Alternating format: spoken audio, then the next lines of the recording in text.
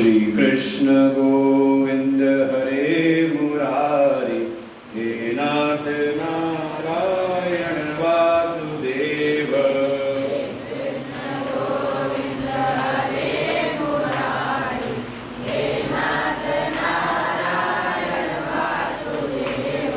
श्री कृष्ण गोविंद हरे मुरारी, हे नाथ नारायण वासुदेव। श्री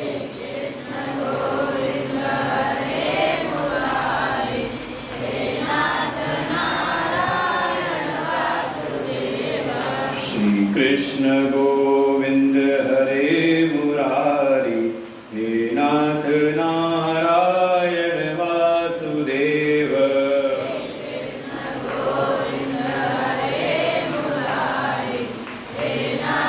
नारायण वासुदेव। श्री कृष्ण गोविंद हरे मुरारी, हे नाथ नारायण वासुदेव।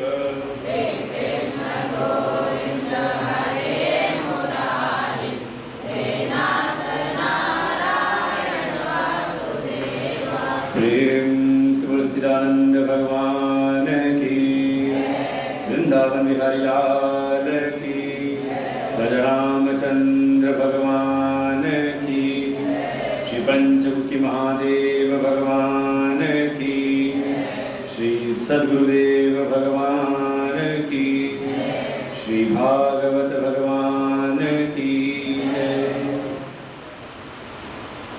ओम सहना भवतु, सहनो भुनक्तु, सह वीर्यं करवावहै, तेजस्विनावधीतमस्तु मा विद्विषावहै। ओम शांति शांति शांति। अखंडमंडलाकारं व्याप्तं येन चराचरं, तत्पदं दर्शितं येन तस्मै श्री गुरवे नमः। अज्ञानतिमिरान्धस्य ज्ञानाञ्जनशलाकया चक्षुरुन्मीलितं येन तस्मै श्री गुरवे नमः। गुरुर्ब्रह्मा गुरुर्विष्णु गुरुर्देवो महेश्वरः, गुरुर्साक्षात् परं ब्रह्म तस्मै श्री गुरवे नमः। त्वमेव माता च पिता त्वमेव, त्वमेव बन्धुश्च सखा त्वमेव, त्वमेव विद्या द्रविणं त्वमेव, त्वमेव सर्वं मम देवदेव। गजाननं भूतगणाधिसेवितं, कपित्थजम्बूफलचारुभक्षणम्, उमासुतं शोकविनाशकारकं, नमामि विघ्नेश्वरपादपङ्कजम्। सच्चिदानन्दरूपाय विश्वोत्पत्त्यादिहेतवे, तापत्रयविनाशाय श्रीकृष्णाय वयं नमः। यं प्रवदन्तमनुपेतमपेतकृत्यं, द्वैपायनो विरहकातरया जुहाव, पुत्रेति तन्मयतया तरवो विनेदु, तं सर्वभूतहृदयं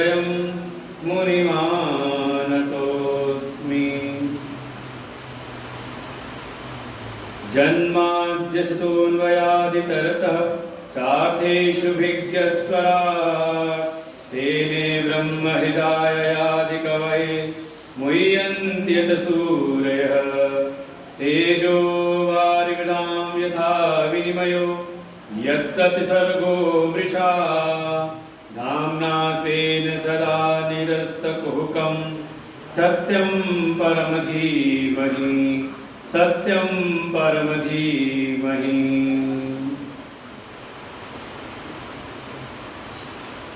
देखो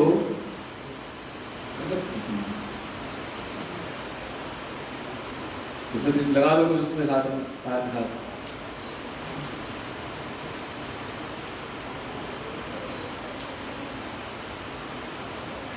आनंद कंद सच्चिदानंद श्री पंचमुखी महादेव भगवान के चरणों में कोटशः नमन। परमात्मा के अभिन्न स्वरूप प्रातः स्मरणीय परम श्रद्धेय परम वंदनीय अनंत श्री भूषित सद्गुरुदेव भगवान के चरणों में कोटशः नमन। परम श्रद्धेय महाराज जी, समुपस्थित समस्त भगवत भक्त, श्रद्धा भक्ति स्वरूपी मातृशक्ति,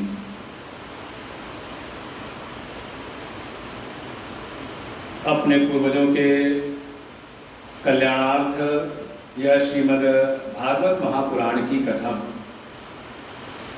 पितृपक्ष के अवसर पर, जैसा कि कल भी हमने श्रवण किया था श्रीमद् भागवत महापुराण की महिमा के विषय में, कि जो कोई श्रद्धा प्रेम के साथ में इस कथा का श्रवण करे उस पर भगवान की कृपा, भक्ति, ज्ञान, वैराग्य उसके हृदय में स्थापित होते हैं।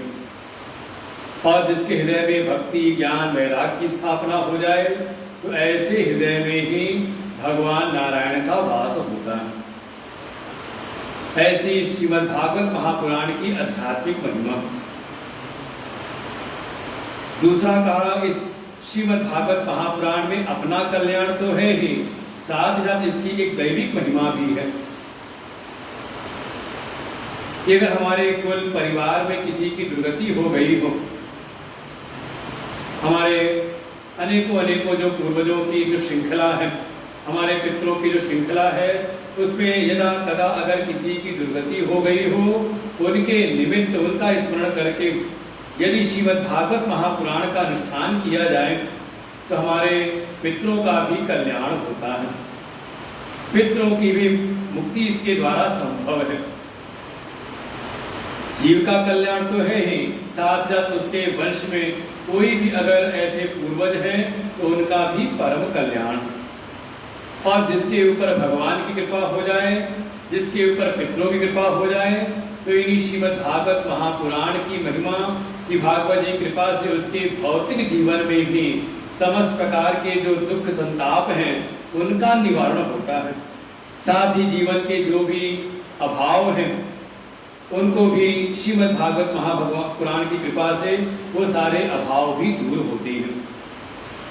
वास्तव में भागवत जी हैं क्या, तो प्रारंभ में ही श्रीमद् भागवत के मंगलाचरण के द्वारा श्रीमद् भागवत के विषय का निरूपण किया और भगवान का स्मरण किया है कि भगवान हैं कौन, किनको हम भगवान कहते हैं। नहीं तो आजकल का समय तो ऐसा है कि जिसको देखो सबसे आसान कार्य है थोड़ा अपने को महान सिद्ध करना हो तो थोड़ा हिंदू धर्म को गालियां देना शुरू कर दो, उसके कुछ मन अगर ना उसका भरे तो कहीं भगवान के ऊपर ही आक्षेप, कोई ना कोई उल्टी पुल्टी बातें सब करना शुरू कर देते हैं। बड़ा सावधान रहें। श्रीमद् भागवत वास्तव में हमें भगवान के विषय में ही बोध कराते हैं, भगवान हैं कौन उनके बारे में हमें बताती हैं। अगर भगवान को जानना है कि भगवान कौन है, उनकी क्या महिमा है, उनका स्वभाव क्या है, उनका वास्तविक स्वरूप क्या है और हमारा उनके साथ में क्या संबंध है, वास्तव में जीव और ईश्वर का क्या संबंध है, कैसे उस संबंध का हम निर्वहन करें, ऐसे अगर कोई भगवान को जानना चाहता हो तो उसके लिए एकमात्र उपाय है श्रीमद् भागवत की कथा। श्रीमद् भागवत कथा के द्वारा ही, इन कथाओं के द्वारा ही हमें भगवान के बारे में पता चलता है। और भागवत के तो प्रारंभ में इसी बात का निरूपण किया, इसी बात को समझाया कि भगवान है कौन, का जिनका अभी हमें दर्शन नहीं होता, जिनका हमें पता नहीं चल रहा, लेकिन जानना चाहते हैं कि भगवान कौन है। तो कौन है भगवान, तो अभी हमें हमारे ज्ञान में नहीं है, अभी तो अज्ञात है। लेकिन ये सारा जगत तो दिखाई दे रहा है ना, ये दुनिया तो मालूम पड़ रही है ना, का ये सारा जगत का जिससे उत्पन्न हुआ है। जैसे दुनिया की कोई भी एक चीज हो, तो जैसे हम मुझे आश्रम दिख रहा है, तो किसने बनाया आश्रम? किसने बनाया? आप कह दो मिस्त्री ने बनाया, हमारे गांव का मिस्त्री है राजगीर में, आके उसने ठीक है यहाँ कोई सेवा वावा की होगी।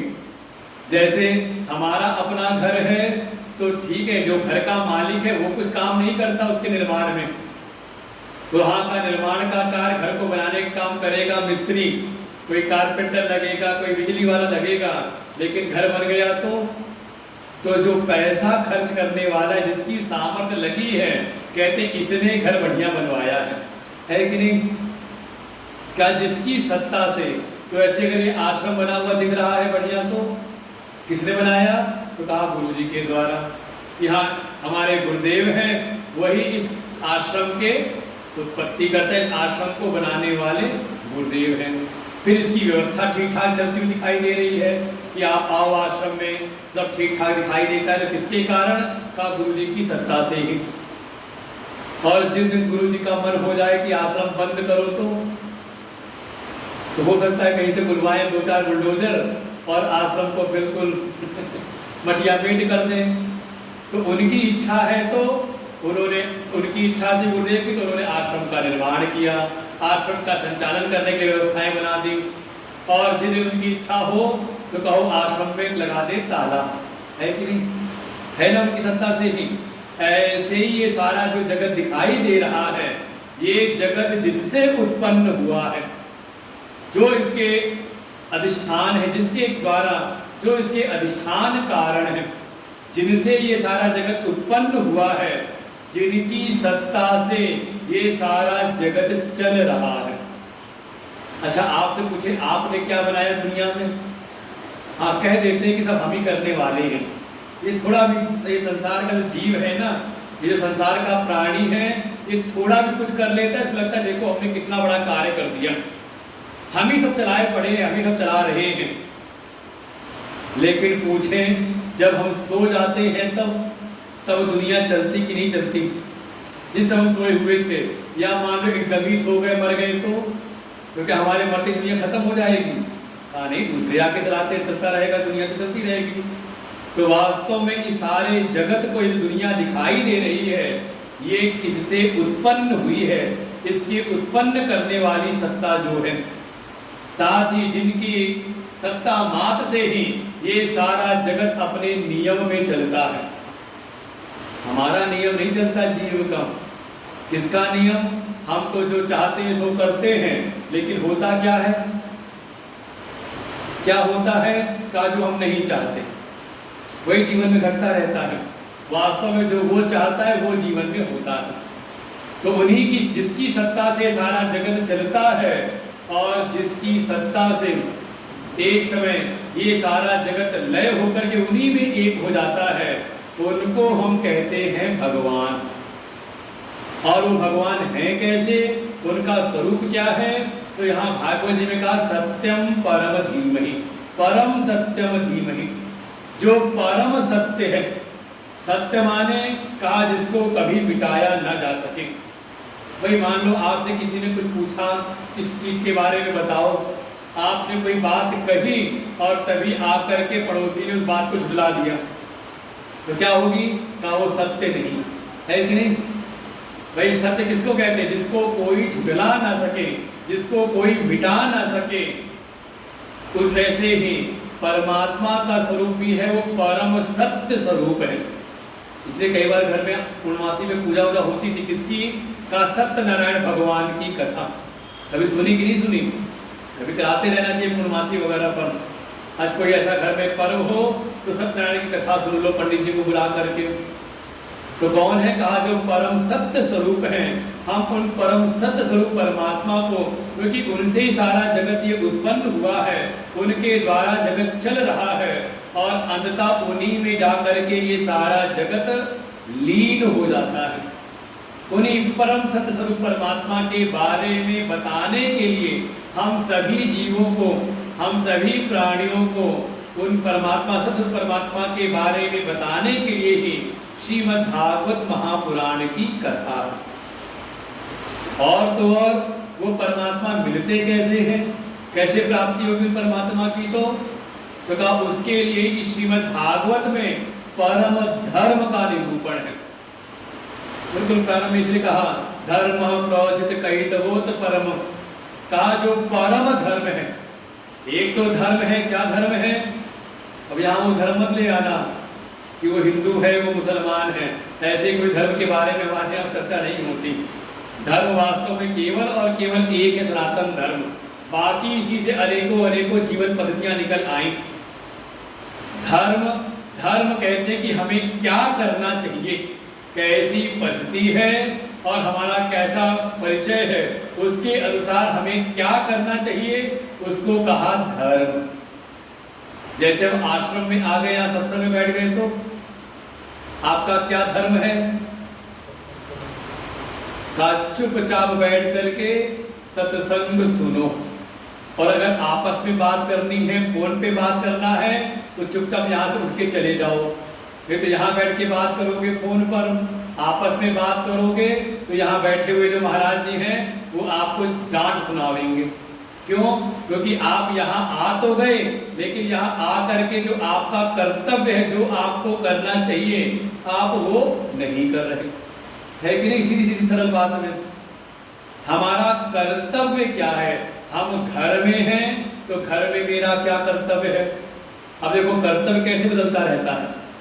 सामने आ गए माता पिता, तो क्या कर्तव्य होगा? का उनको हम प्रणाम करें, उनका हम सम्मान करें, उनकी आज्ञा का पालन करें।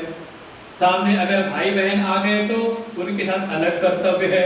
सामने अगर हमारे बच्चे हैं, हमारे पुत्र हैं, हमारी कन्या है, तो का अलग कर्तव्य है। हमारा कोई मित्र आया तो देखो ये सब आप लोग करते रहते पूरे जीवन भर। घर में जैसा मेहमान, जैसी रिश्तेदारी है का वैसा आप विधान करते हो। कर्तव्य होता है ना, तो अलग है कि नहीं? दामाद आ जाए तो क्या वैसे खिलाओगे पिलाओगे? कहा नहीं, कर्तव्य बदल जाएगा। जैसा संबंध है वैसा हम कर्तव्य। तो हर परिस्थिति में, हर समय हमें क्या करना चाहिए, इसका ज्ञान बना रहे, उसको ही कहा धर्म। घर में है तो कैसा व्यवहार करना है, हम चले गए समाज में निकले बाहर तो कैसा व्यवहार करना है, गुरु जी के पास गए तो कैसा व्यवहार करना है, मंदिर में गए तो क्या करना है हमको वहां पर। ऐसे जहां जहां हम गए, जैसी परिस्थिति आई वहां क्या करना है, उसको कहा धर्म। लेकिन इन सब से बड़ा हमारा एक परम धर्म है। थोड़ा विचार करें कि अगर हमें ये मनुष्य का जीवन मिला हुआ है, मनुष्य हो ना सबके सब, पशु तो नहीं हो कोई यहाँ पर, कौन है? कहा हम सब मनुष्य हैं। उसी मनुष्य में आपने कहा हाँ ये पुरुष हैं, ये स्त्रियां हैं, लेकिन मनुष्य ना, ये मनुष्य का शरीर मिला है, नर का तन मिला हुआ है, तो ठीक है। जो हमारे कुछ हम जहाँ घर में हैं, परिवार में हैं, समाज में हैं, तो वहाँ हमारे कर्तव्य हैं। लेकिन इस मनुष्य जीवन में आकर के परम कर्तव्य क्या है, परम धर्म क्या है, थोड़ा इसको भी हम जाने। और इसी बात को समझाने के लिए भागवत की कथा है। बाकी सारी कथाएं तो आएंगी, लेकिन कम से कम ये रहस्य हमारे मन में बैठ जाए कि परमात्मा है कौन? कहा वो परम सत्य है। और उनको पाने का उपाय क्या है? का ऐसे तो दुनिया में बहुत सारे धर्मों की चर्चा चलती है, लेकिन जो मनुष्य का परम धर्म है, जब कोई उस परम धर्म को जीवन में लेकर के आता है तो उसको भगवान की प्राप्ति सहज हो जाती है। तो क्या है वो परम धर्म? का वो परम धर्म उसको कहा जहां किसी प्रकार का कोई छल कपट ना हो। बिल्कुल प्रोजित कहितवोत धर्म, परम धर्म वो है जहां किसी प्रकार का कोई छल कपट ना हो। जैसे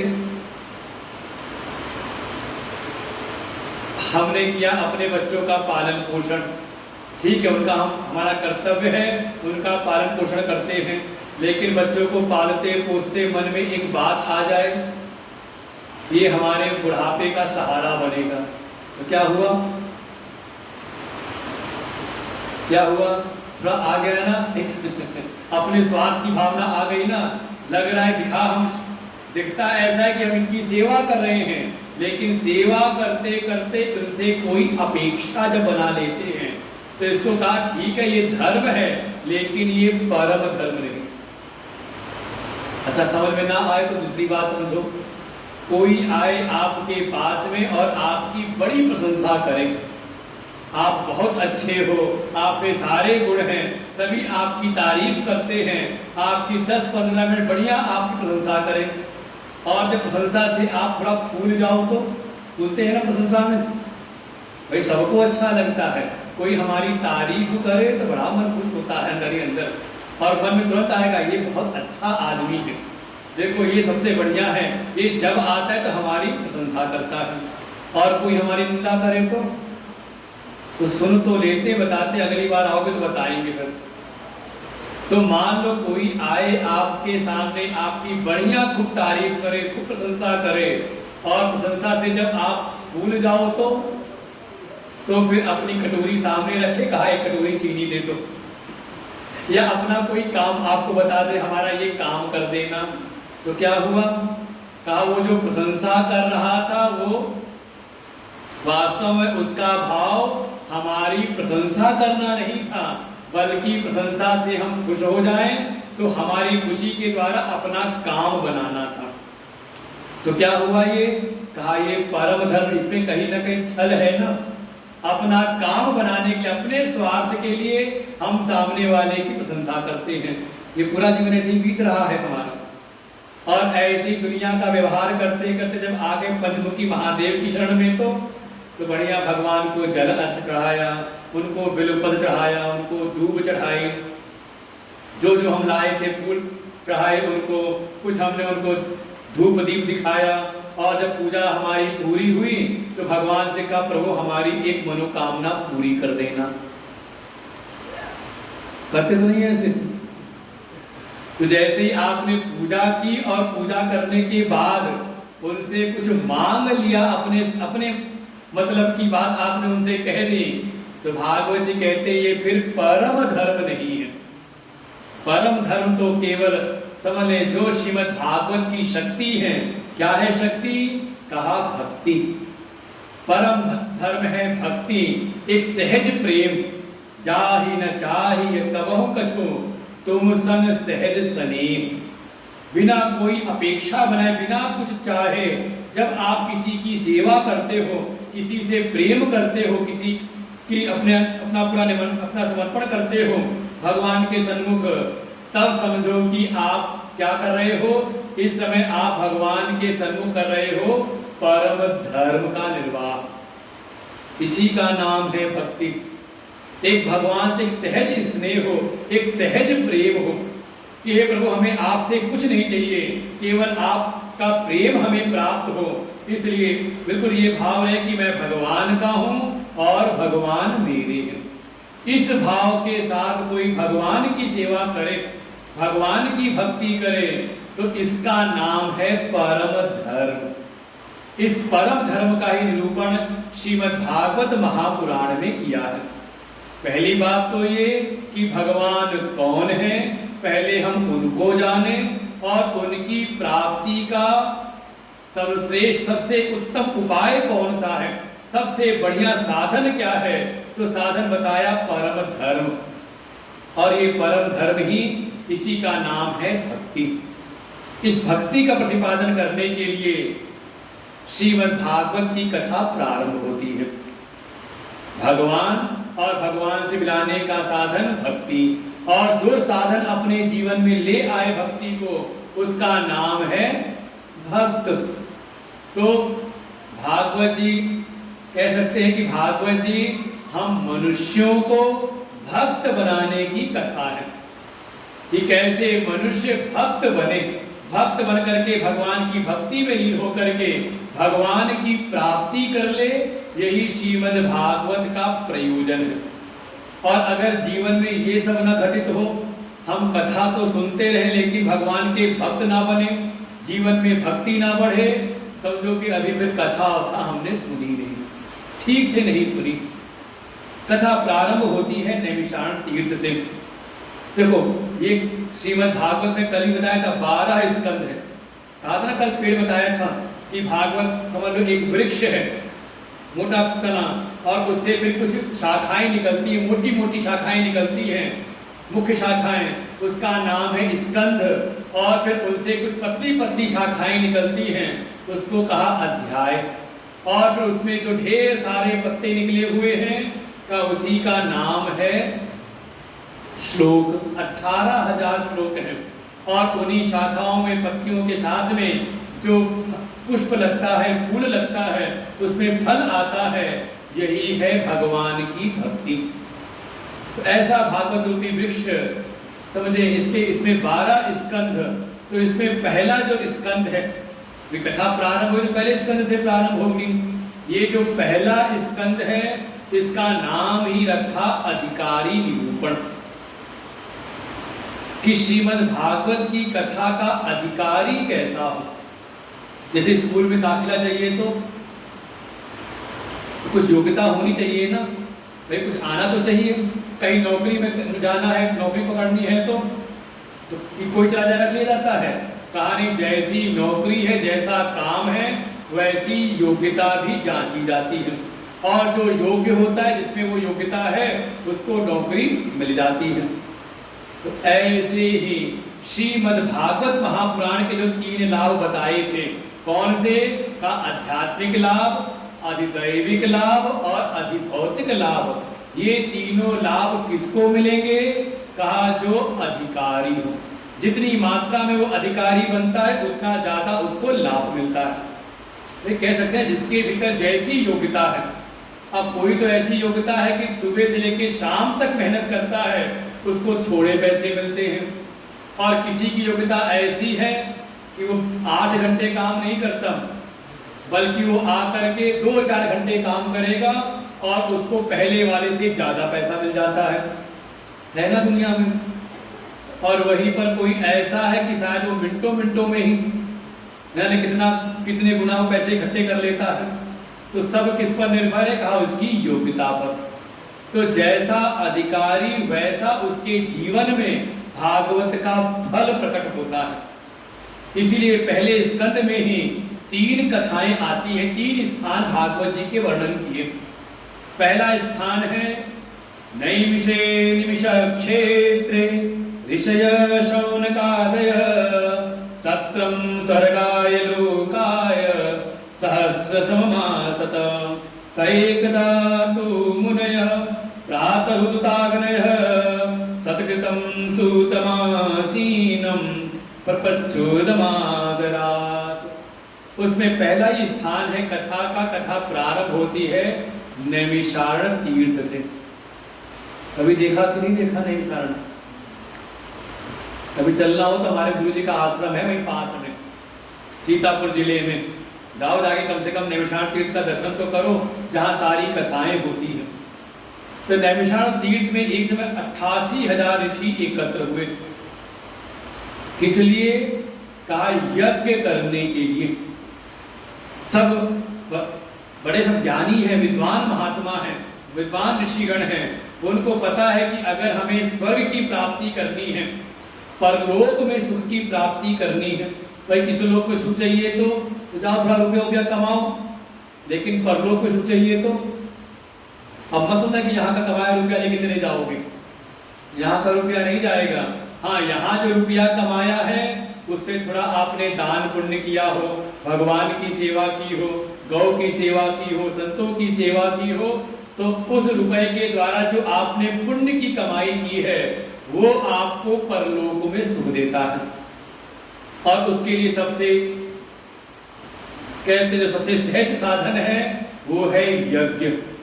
हमारे वेदों ने कहा स्वर्ग कामो यजेत। अगर स्वर्ग की कामना है कि हमें इस परलोक में परम सुख मिले, तो क्या करना पड़ेगा? कभी न कभी आके यज्ञ करो। यज्ञ करने के लिए सारे ऋषिगण बैठे हैं, मन में इच्छा है, स्वर्ग की कामना, स्वर्ग चाहते हैं, स्वर्ग लोक की प्राप्ति करना चाहते हैं, और वो यज्ञ का अनुष्ठान कर रहे हैं। हर समय तो यज्ञ कर नहीं सकते, तो जो बीच में थोड़ा समय मिलता है तो उन्होंने सूर्य जी को विराजमान किया व्यासपीठ पर, और सब बैठ जाते हैं कथा सुनने के लिए। और शौनक ऋषि ने उनसे पूछा, कहा, हे सूत जी, आप तो परम विद्वान हैं, आपने अपने गुरु जी की सेवा करके, अपने गुरुदेव की कृपा से आपने वेद वेदांत सभी का आपने अच्छी प्रकार से अध्ययन किया है, और भी जो जो अन्य धर्म शास्त्र हैं, पुराणों की कथा है, इतिहास के ग्रंथ हैं, उन सबको आपने अच्छी प्रकार से अध्ययन किया है।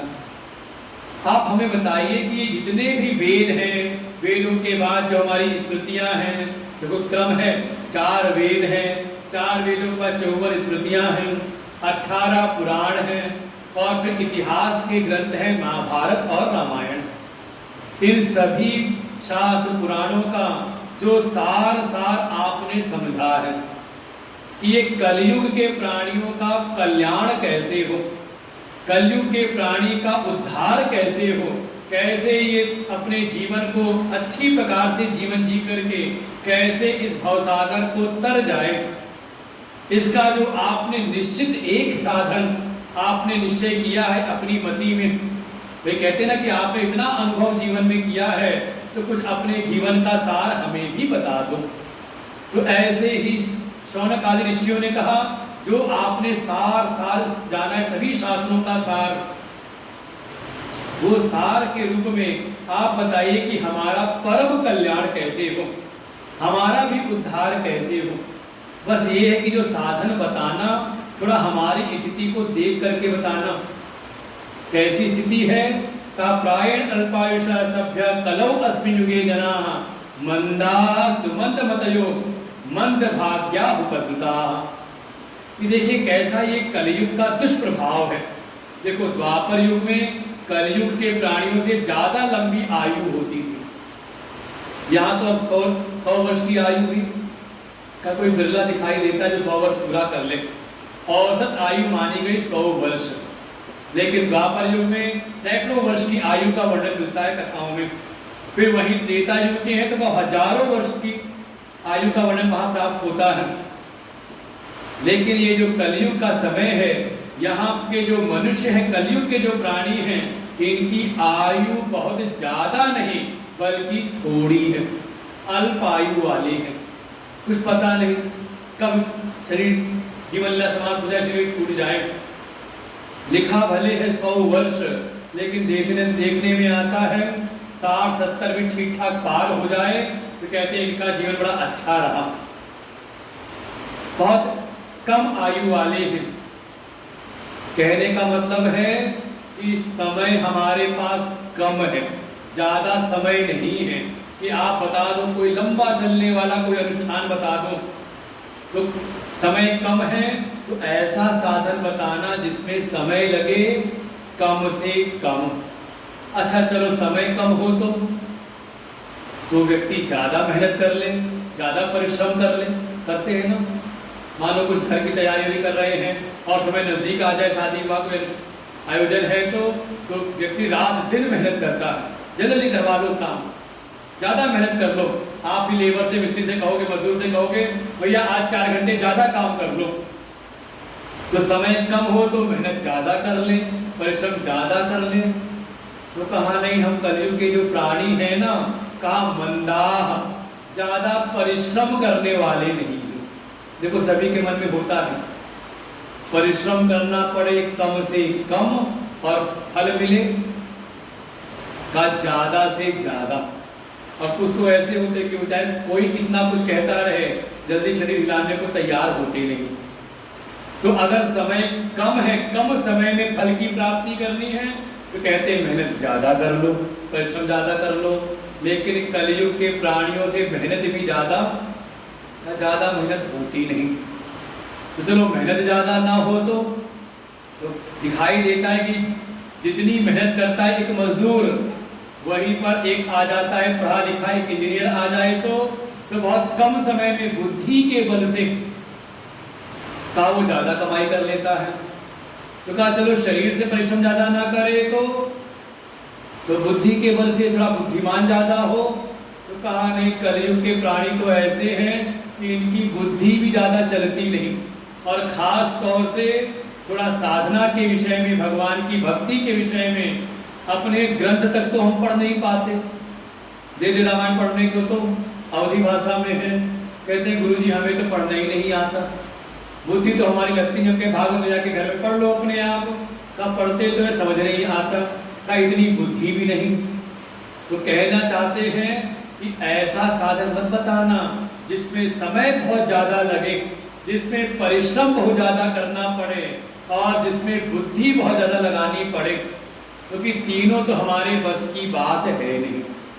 इसलिए ऐसा साधन बताओ जिसमें समय लगे कम से कम, फिर मेहनत भी करनी पड़े कम से कम, बुद्धि भी दिमाग भी लगाना पड़े कम से कम।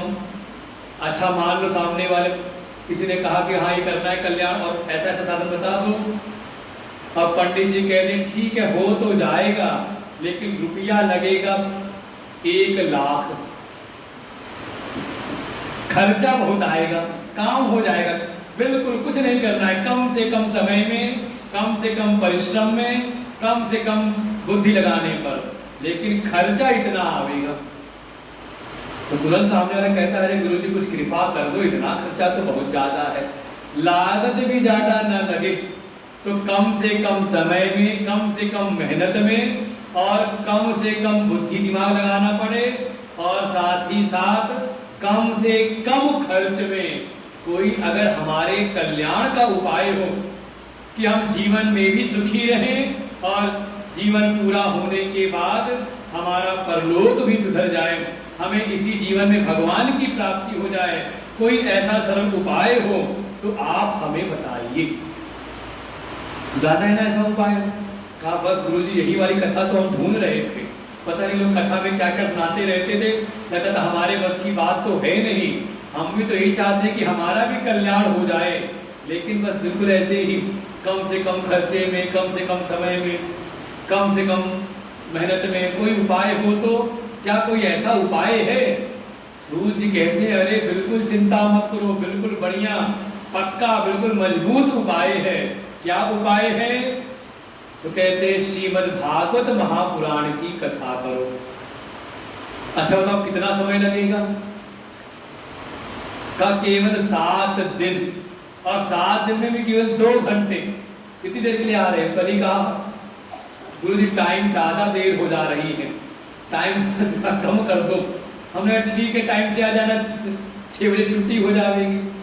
तो समय क्या चाहिए? कहा कम से कम समय में, केवल 7 दिन में भी केवल पूरा दिन नहीं, केवल 2 घंटे, 14 घंटे टोटल मिला ले, कुल मिला ले तो 14 घंटे। समय कितना लगेगा? कहा कम से कम। अच्छा मेहनत कितनी करनी है?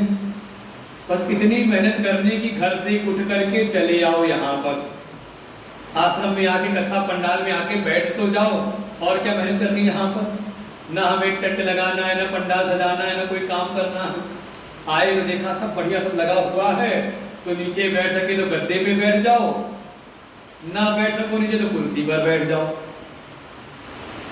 लेकिन कम से कम बैठो तो। कौन सी मेहनत करनी है? अच्छा दिमाग कितना लगाना है?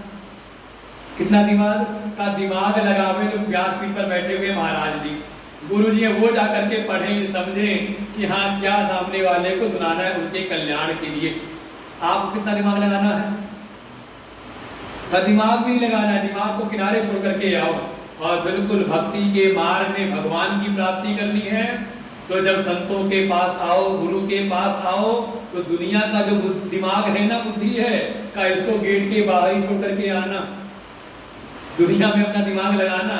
लेकिन गुरु जी के पास आके दिमाग लगाया तो, संतों के पास आकर के बुद्धि चलाई तो फिर वहां पे फिर आपका कल्याण नहीं। तो दिमाग तो लगाना ही नहीं है, बस चुपचाप आकर के श्रद्धा के साथ में प्रेम के साथ बैठ करके कथा को सुनो। अब इतना दिमाग तो होना चाहिए ना कि गुरुजी जो बोल रहे हैं वो समझ में आता रहे। कोई कठिन बात सुना रहे हैं, आसान बात लग रही है, समझ में आ रही है ना बात, इतना ही दिमाग चाहिए। अच्छा, फिर आती है आखिरी बात। कौन सी बात? कौन सी? भाई समय लगे कम से कम, मेहनत हो कम से कम, फिर दिमाग लगाना हो कम से कम। चौथी, गुरुजी खर्चा मत बता देना ज्यादा। तो कितना खर्चा है, क्या खर्चा लगे कथा में? कहा कोई खर्चा नहीं, कम से कम आकर कथा में बैठ जाओ। जैसे भी आकर के, अपना भी कोई खर्चा नहीं, जो कथा आयोजन करा रहे हो, जो जजमान हो उनका खर्चा है। हमें तो आकर के केवल कथा सुननी। इससे बढ़िया उपाय दुनिया में कोई हो नहीं सकता। और जब इस पर विश्वास नहीं होता तब दुनिया में फिर अनेकों फिर उपाय खड़े हो जाते हैं। लेकिन अगर दृढ़ विश्वास हो जाए कि श्रीमद् भागवत की कथा सुन करके ही हमारा परम कल्याण हो जाएगा, इस दृढ़ विश्वास के साथ में विश्वासो गुरुवाक्येषु स्वस्मिन दीनत्व भावना मनोदोषैश्चैव कथायाम निश्चलामति। कम से कम इतना हो कि आए हैं गुरु जी के पास में, संत महाराज जी के पास आए हैं, महात्मा के पास आए हैं, तो उनके वचनों पर दृढ़ विश्वास करके अपने मन को दोषों से दूर करके कम से कम साथ में जितनी देर भी कथा में बैठे तो काम, क्रोध, लोभ, मोह, मद, मात्सर्य, अहंकार, अभिमान, इन दोषों को दूर करके इनको खूंटी पे टांग देना गेट के बाहर ही, और फिर आके कथा सुनना। क्या होगा? का ये कथा हृदय में उतर जाएगी। ऐसे वर्णन करना प्रारंभ किया और प्रारंभ में कहा कि हे शौनक आदि ऋषियों, वास्तव में ये जो मनुष्य का जीवन है, ठीक है, ये जीवन मिला हुआ है। अगर धर्म करो, कुछ अगर सेवा करो भगवान की, तो भगवान से दुनिया मत चाहो, बल्कि उनसे प्रार्थना करो प्रभु आप हमें प्राप्त हो जाएं। देखो दो फल हो सकता है। एक तो हम आए भगवान की सेवा करने, किस लिए? कि भगवान की सेवा से हमें थोड़ी सुख सुविधाएं मिल जाएं, दुनिया में हमारी मनोकामनाएं पूरी हो जाएं। एक तो ये फल है का, ये फल ऐसा है कि ये हमें दुनिया में ही लगाए रखता है बंधन में। दूसरा फल तो ये है कि हे प्रभु हमें आपसे कुछ नहीं चाहिए, और जब इस भावना के साथ कोई कथा सुनता है तो इसे कहते हैं निष्काम भक्ति। बिल्कुल अपने हृदय में कोई कामना न रख करके फिर भगवान की सेवा, सद्गुरु की सेवा, तो परिणाम होता है हमारे हृदय की शुद्धि। हमारा जो मन है, हमारी जो बुद्धि है, हमारा जो अंतःकरण है, का ये परम निर्मल हो जाता है। और ऐसे निर्मल मन वाले को भगवान की प्राप्ति इसी लोक में होती है। यही का अगर जीवन में धर्म करो तो वो वाला धर्म मत करना कि किया तो थोड़ा धर्म और बदले में फल चाह लिया। देव का धर्म क्या करना है? कहा परम धर्म करना है कि सेवा तो करें लेकिन बदले में कुछ भी न चाहें। देखो अपने आप मन की शांति मिलेगी। घर में भी रहो ऐसे ही काम करो, जो सेवा हो, जो कर्तव्य हो सब करो, लेकिन किसी से बदले में कुछ भी न चाहो। देखो मन इतना शांत होगा, इतना सुख मिलेगा, इससे बड़ा सुख कहीं और मिलेगा नहीं। समस्या ये कि करते थोड़ा है और चाहते बहुत सारा है, परिणाम में का हमेशा मन रहता है दुखी। तो धर्म करो तो इसलिए का जिससे भगवान प्रसन्न हो, हमारा हृदय शुद्ध हो, इसलिए करो। जीवन में अगर कुछ अर्थ मिला हुआ है, धन मिला हुआ है, तो देखो धन मिल जाए तो उसमें भी आदमी की दुर्गति होती है। किसी को धन मिल जाए, हम देखते हैं कई बार बच्चों को, किसी को बच्चे को रुपया दिया तो तुरंत भागता है दुकान पर, चलो इससे कुछ खरीद के कुछ चीज खा लूं। वो कई बार बच्चे आते, गाँव के कुछ छोटे बच्चे रहते, सेवा करते हैं, उसको दे दो, रुपया देते पकड़ लेता है तुरंत। तो यही पूछे क्या करेगा रुपया का? तो कई बार कहेंगे चीज खरीद खाऊंगा। तो कौन सी चीज खाओगे? क्या हुआ? केवल बच्चे का ही नहीं, अपने मन को देखो। रुपया मिले तो क्या चाहते हैं? का दुनिया की कोई सुविधा बटोरने की कोशिश करते हैं, और जिससे मन हमेशा सुखी रहता नहीं। धन की श्रेष्ठ गति है कि धन से हम वो कमाई करें जो यहाँ भी सुख दे और परलोक में भी सुख दे, है कि नहीं? तो क्या करना पड़ेगा धन से? का धनात् धर्म, धन हो तो थोड़ा भगवान की सेवा में लगाएं, परम धर्म में लगाएं, तो उससे हमारा ये लोक भी सुखी होता है और परलोक भी सुखी। लेकिन संसार का कोई विषय हमने लिया तो, कोई चीज पकड़ी धन से तो यहाँ तो सुखी तो बनाएगा, लेकिन परलोक में उससे सुख नहीं मिलेगा, है ना? पक्का बिल्कुल समझते हो, ये तो भागवत के सिद्धांत है। ऐसा समझाया और सब कुछ समझाते हुए कहा एक बात का विचार पक्के पक्के तौर पर कर लो कि अगर ये जीवन मिला हुआ है हमें तो किस लिए मिला है? केवल दुनियादारी के काम करने के लिए नहीं, ये मनुष्य का जीवन मिला हुआ है तत्व का ज्ञान पाने के लिए। खाना कीलत ज्ञान और वैराग्य, संसार से विरक्त होकर के थोड़ा हम ज्ञान प्राप्त करें, अपने ब्रह्म स्वरूप को हम जान लें कि मैं वो तत्व हूं जिसका ना जन्म है और ना ही उसका मरण है ना? पक्का ये शरीर मिला था, शरीर के पहले भी मैं था, शरीर के साथ भी मैं हूं, और जब शरीर नहीं रहेगा तो भी मेरी सत्ता रहेगी। इस तत्व को जान लो, इसके लिए ये हमें मनुष्य का जीवन मिला हुआ है। और देखिए वो जो तत्व है ना, जो अपनी आत्मा है, इसी यही ही परमात्मा का स्वरूप है।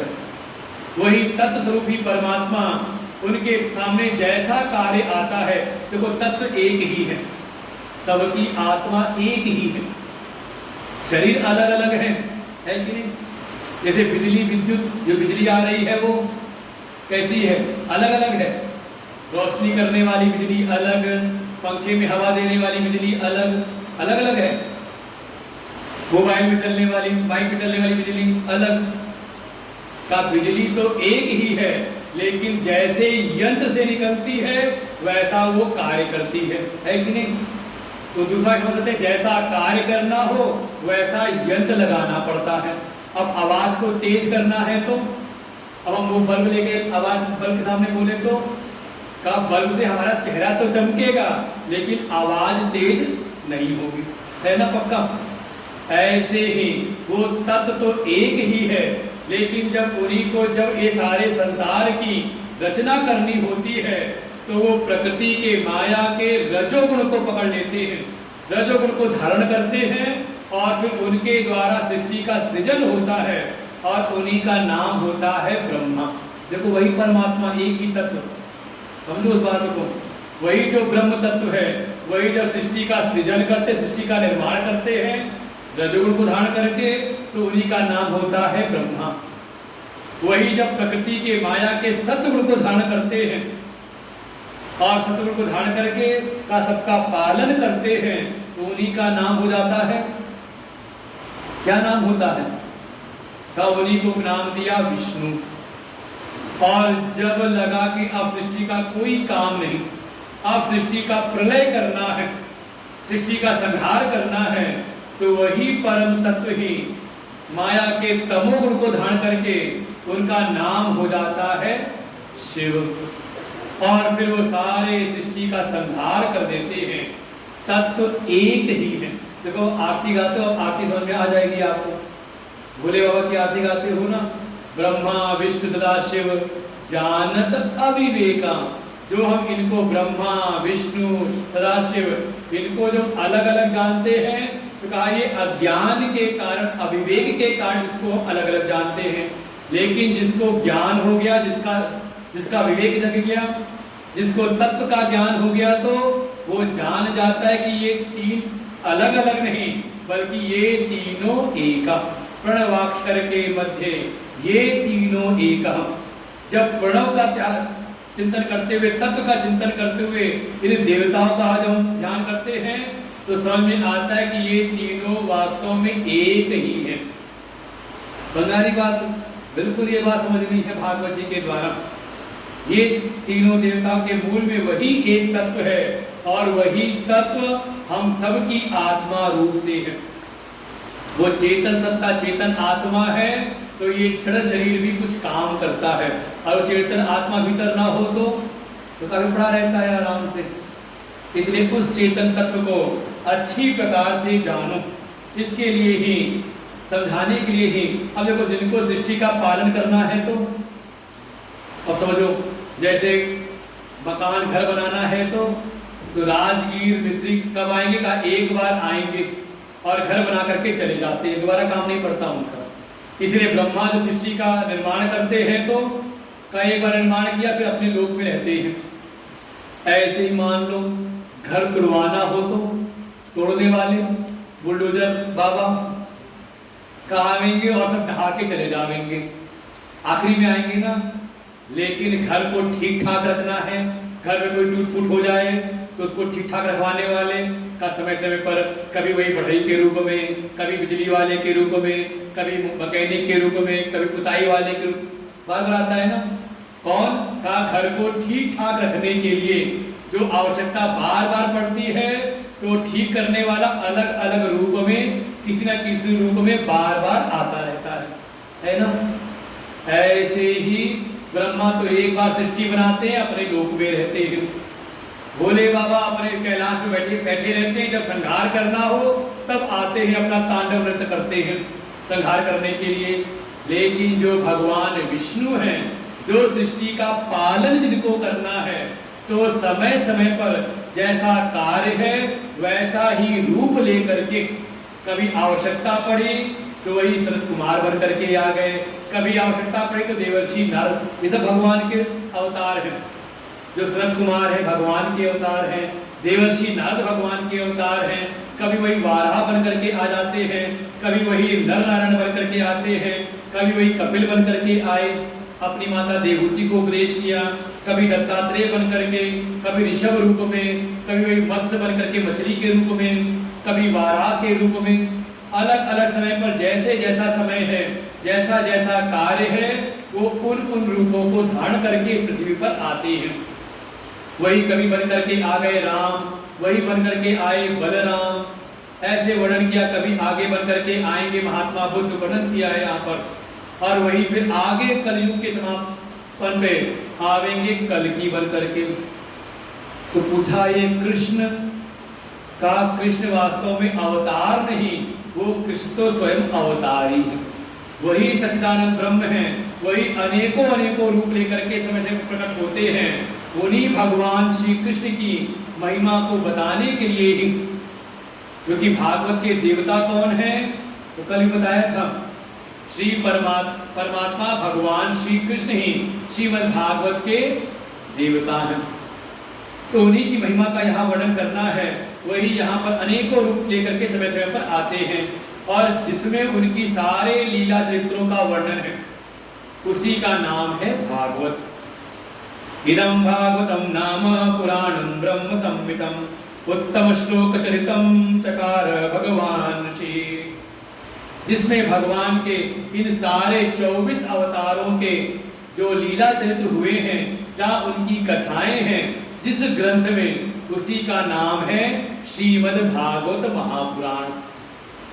ये सब बैठे ऋषि लोग थे, इन्होंने पूछा कि आपको ये सारा जो ज्ञान आप सुना रहे हो, कथा सुना रहे हो, आपको ये ज्ञान कहाँ से हुआ है कि नहीं? कहाँ से ज्ञान हुआ? तो सूर्य जी को याद आती है अपने गुरु की।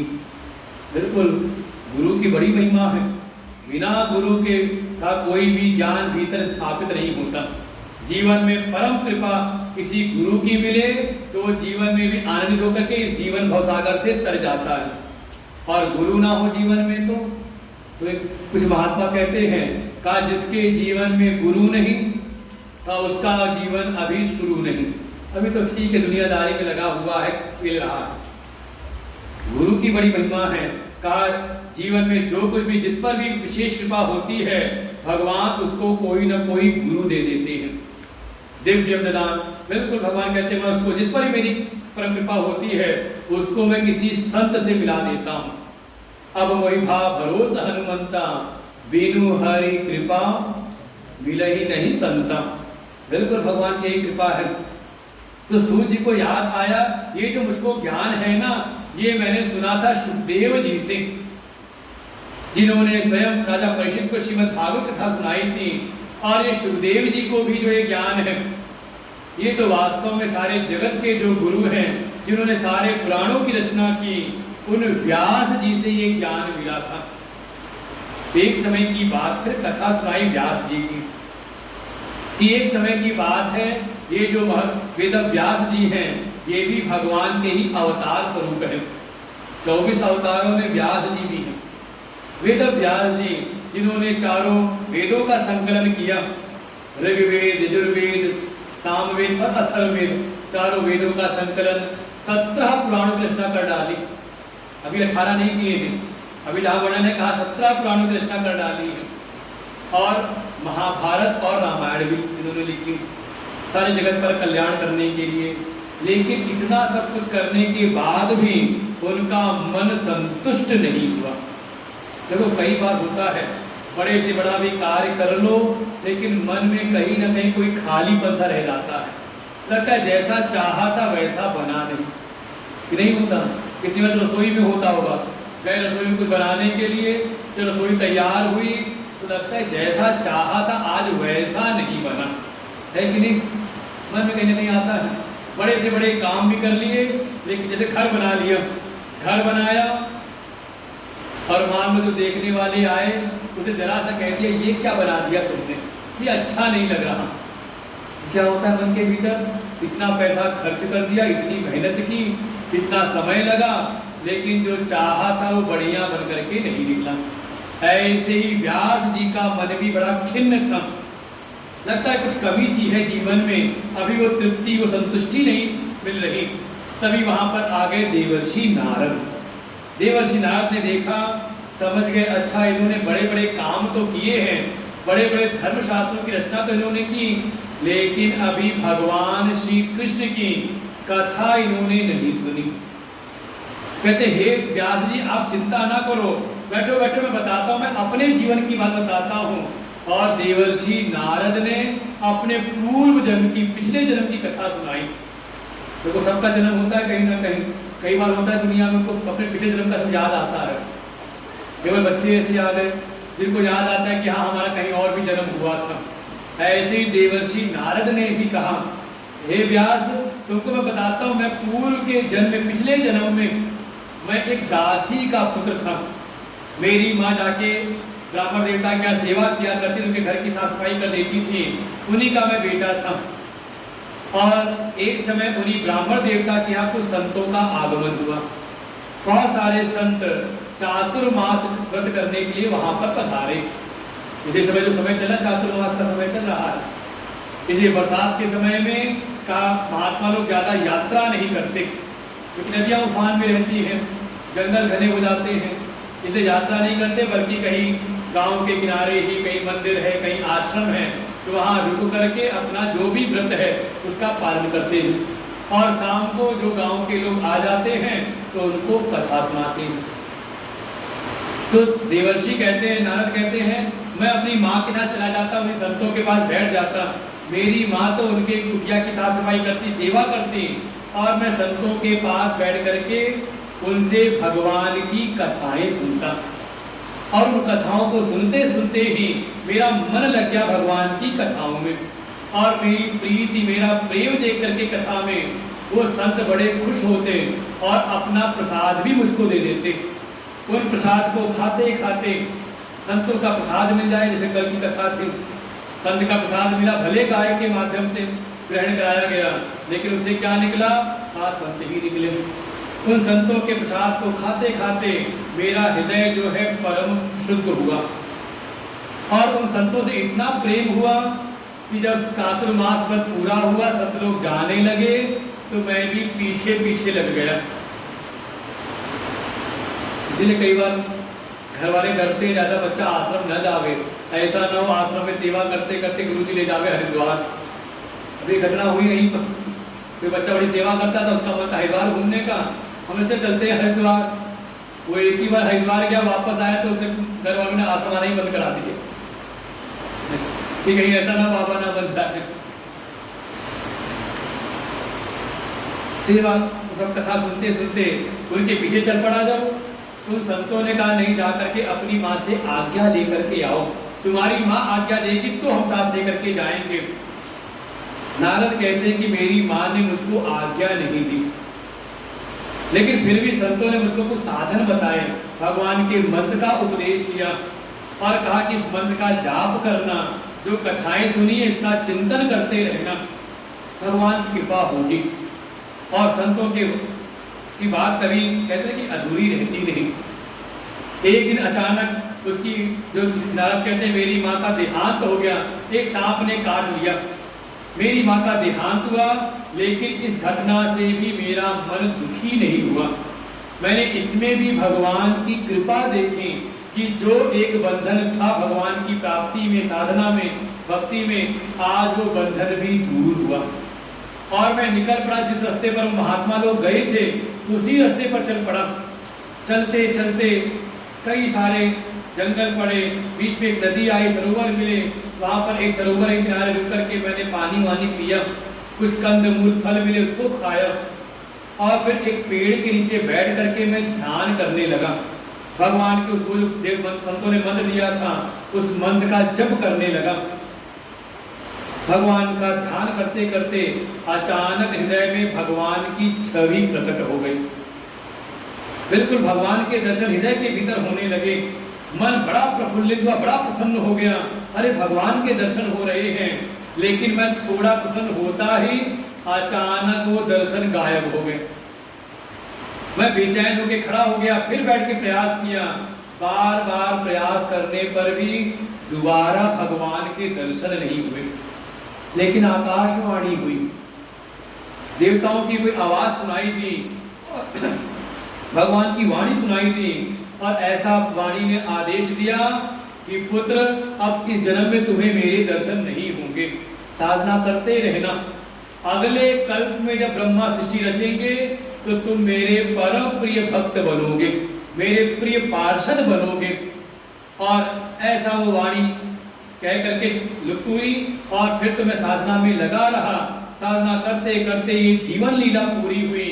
फिर धीरे धीरे सृष्टि का प्रलय हुआ और ब्रह्मा ने जब नई सृष्टि की रचना की तो मैं भी ब्रह्मा जी से ही उत्पन्न हुआ और मुझको ये दिव्य शरीर प्राप्त हुआ, देव शरीर मुझको प्राप्त हो गया और मैं देवताओं का ऋषि बना। तो देवताओं का ऋषि क्यों? भागवत जी के ऋषि कौन है? तो बताया देवर्षि नारद। ऐसा मुझको देवर्षि का पद प्राप्त हुआ।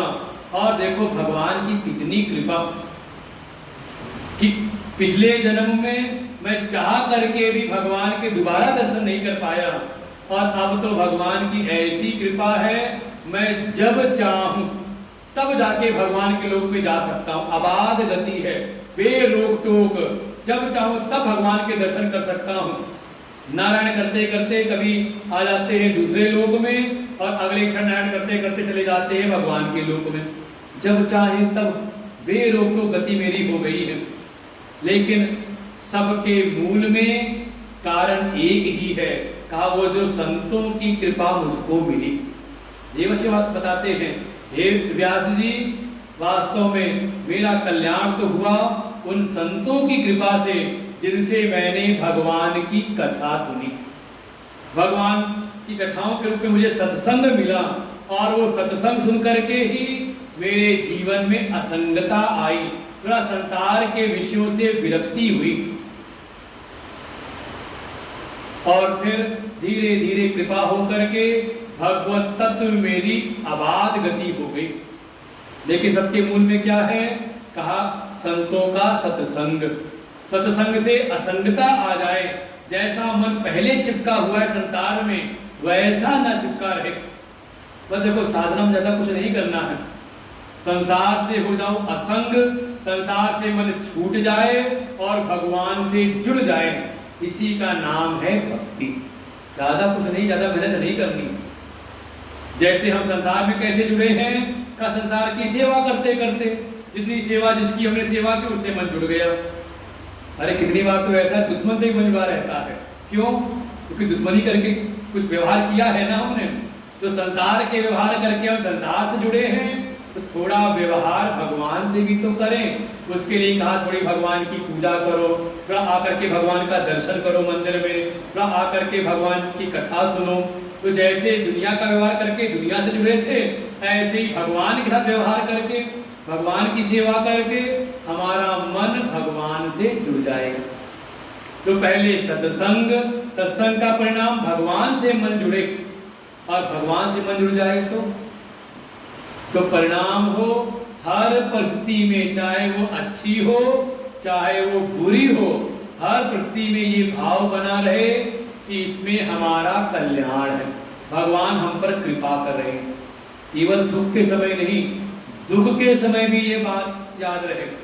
देखो देवर्षिनाथ में खाना, माँ की मृत्यु हो गई, लेकिन उसमें भी उन्होंने भगवान की कृपा को देखा। कोई प्रतिकूल परिस्थिति आ जाए उसमें भी भगवान की कृपा दिखाई दे।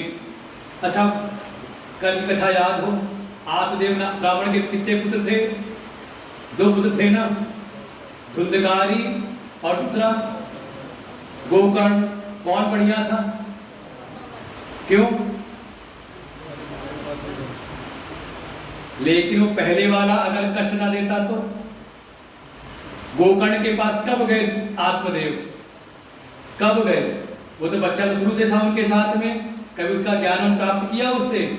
ठीक है, ये अच्छा था क्योंकि गोकर्ण से उनको ज्ञान मिला, लेकिन ज्ञान पाने के लिए गोकर्ण के पास कब गए? पहले तो नहीं गए। कब गए? कहा जब दूसरे वाले ने सताया। जब दूसरे वाले ने सताया तो संसार से हुआ वैराग्य, और वैराग्य लेकर के जब गए अपने अच्छे पुत्र के पास में तो उनसे उनको ज्ञान मिला। तो दोनों अच्छे हैं कि नहीं? बुरा कौन है? दुनिया में बुरा कोई भी नहीं है। जो हमें लगता है कि आज ये परिस्थिति बुरी आई है, वास्तव में भगवान हमारा मन छुड़ाना चाह रहे हैं संसार से। जो दुष्ट था उससे वैराग्य मिला, और जो संत था उससे ज्ञान मिला। और जब तक पहले वाले से वैराग्य नहीं हुआ तो तब तक कहाँ गए उनके पास में? तो लगता है कि जो दुष्ट था वो ज्यादा अच्छा था, क्योंकि उसके कारण ही आत्मदेव का जो मन संसार में जुड़ा था वो वहां से निकल करके अपने संत स्वरूप परमात्मा जो बेटा था उससे उनका मन जुड़ा। इसलिए दुनिया में कुछ भी खराब नहीं। हमें लगता है कि हाँ परिस्थिति खराब आई है, लेकिन उसमें भी भगवान की कृपा है। जब इस भाव से कोई जीवन जीता है तो उसको फिर भगवान की प्राप्ति होती है। पहले करो सत्संग, सत्संग का परिणाम, सत्संग के द्वारा हमारा मन जैसे संसार में जुड़ा है वैसे ही भगवान में जुड़े, बल्कि संसार से निकल करके भगवान में जुड़े। और भगवान से जुड़ जाए तो हर परिस्थिति में, अच्छा अपना बालक सतावे तो छोड़ते नहीं करते। दुनिया में कोई कष्ट दे तो एक बार तो उसको छोड़ देंगे, संबंध तोड़ देंगे, लेकिन कई बार कोई अपना हो तो कहते हैं जो भी हो है तो अपना ही ना। तो ऐसे अगर भगवान को अपना माना है तो केवल सुख के लिए नहीं, हर समय प्रतिकूल में भी, दुख के समय भी समझ विचार करो कि भगवान लगता है कि हमें यहाँ से निकाल करके कहीं और लगाना चाह रहे। ये है देवर्षि नारद की आत्मकथा। और जब ऐसे भागवत की महिमा बताई, सत्संग की महिमा बताई, बता करके फिर देवर्षि नारद ने व्यास जी को कथा सुनाई भागवत की।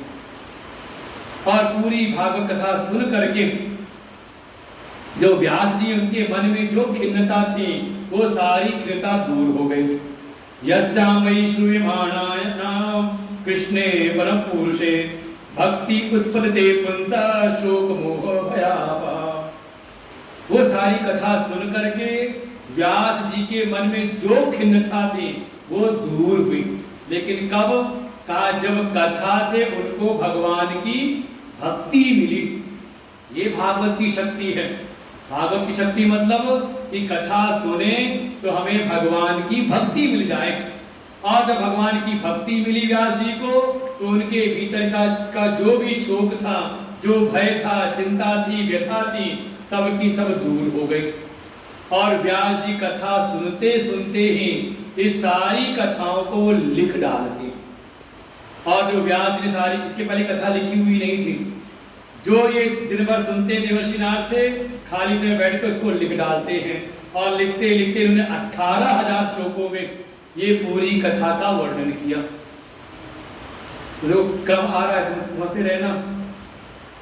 सूत जी बता रहे हैं कि हम कथा कहाँ से मिली, का व्यास जी से मिली थी। व्यास ने अपने पुत्र सुखदेव जी को सुनाई थी, वही बैठ करके मैंने भी सुनी। तो व्यास जी को कथा कहाँ से मिली, ज्ञान कहाँ से हुआ, का व्यास जी के गुरु हैं देवर्षि नारद। तो देवर्षि नारद को कहाँ से मिली, कहा ठीक है अभी कथा भी बताएंगे, आगे आएगी। तो वो कथा के स्थान आ गए। पहला स्थान था नैमिषारण्य, जहां पर कथा सुनने वाले हैं शौनक आदि 88,000 ऋषि और सुनाने वाले हैं सूत जी। लेकिन कथा सुनने का प्रयोजन मन में चाह क्या थी, भगवान की प्राप्ति नहीं, मन में चाह थी स्वर्ग की प्राप्ति हो। तो ऐसे जब कोई कथा में आकर के किसी दुनिया की बात चाहता है, चाहे ये दुनिया हो चाहे कोई और दुनिया की बात हो, चाहे इस लोक की चाहे दूसरे लोक की, इस भाव से सुने तो उसका भी कल्याण होता है। लेकिन ये कहा ये बिल्कुल प्रारंभिक वाले अधिकारी हैं, बिल्कुल शुरुआती दौर वाले ये अधिकारी हैं, इनका भी कल्याण होता है, आगे बढ़ते हैं, लेकिन वो परम कल्याण इनका नहीं होता। फिर इसी में दूसरी कथा सुनाई, देवर्षि नारद ने कथा सुनाई थी भागवत की। वेद व्यास जी को स्थान था सरस्वती नदी का तट।